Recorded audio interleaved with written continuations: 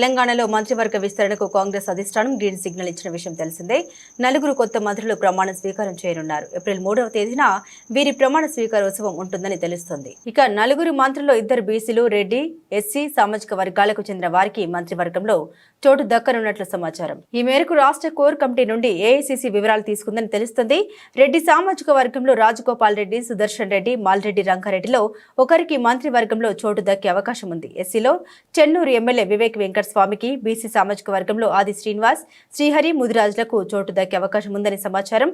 మొత్తం 6 ఖాళీల్లో 4ంటిని భర్తీ చేసే అవకాశం ఉంది. ఒకవేళ మరో స్థానం భర్తీ చేయాలనుకుంటే మైనార్టీ వర్గానికి చెందిన ఎమ్మెల్సీ అమీర్ అలీ ఖాన్ కు చోటు దక్కే అవకాశం ఉంది.